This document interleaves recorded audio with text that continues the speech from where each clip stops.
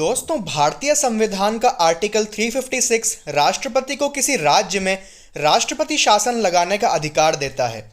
भारत में राष्ट्रपति शासन का अर्थ किसी राज्य सरकार को हटाए जाने और राज्य में केंद्र सरकार का शासन लागू होना होता है। इसे राज्य आपातकाल या संवैधानिक आपातकाल भी कहा जाता है। भारत के संविधान के अनुच्छेद 356 यानी आर्टिकल 356 के तहत यदि राज्य सरकार संवैधानिक प्रावधानों के अनुसार कार्य करने में असमर्थ है तो केंद्र सरकार की सलाह पर राष्ट्रपति राज्य सरकार को बर्खास्त कर राष्ट्रपति शासन लागू करने की अनुमति देता है।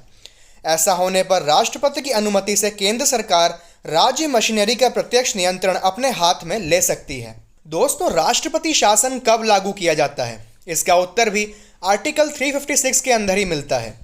इसके अनुसार केंद्र सरकार को राज्य में संवैधानिक तंत्र की विफलता या संविधान के स्पष्ट उल्लंघन की दशा में उस राज्य की सरकार को बर्खास्त करने और राज्य में राष्ट्रपति शासन लागू करने का अधिकार है। साथ ही राष्ट्रपति शासन तब भी लागू किया जा सकता है जब राज्य विधानसभा में किसी भी दल या गठबंधन को स्पष्ट बहुमत हासिल ना हो।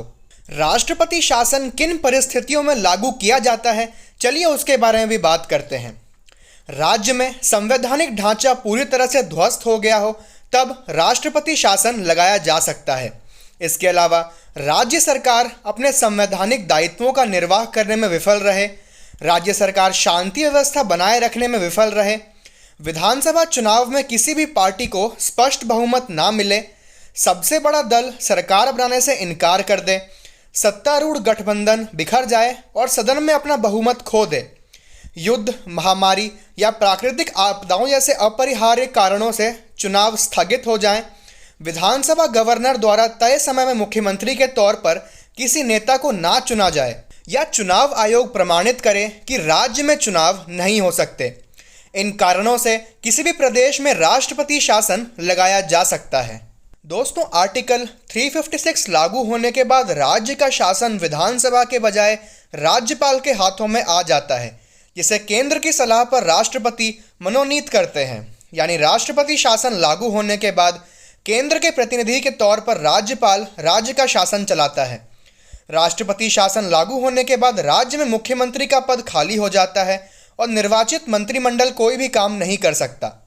राष्ट्रपति शासन लागू होने के बाद गवर्नर के पास उनकी सहायता के लिए अन्य प्रशासकों को नियुक्त करने का अधिकार होता है। ये प्रशासक आमतौर पर निष्पक्ष रिटायर्ड सिविल सेवक होते हैं। यदि दोनों सदनों द्वारा अनुमोदित हो तो राष्ट्रपति शासन 6 महीने तक जारी रह सकता है। इसे संसद की मंजूरी के साथ अधिकतम 3 साल के लिए बढ़ाया जा सकता है। तो दोस्तों, इस वीडियो के लिए बस इतना ही। मिलते हैं अपनी नेक्स्ट वीडियो में, तब तक के लिए गुड बाय और जय हिंद।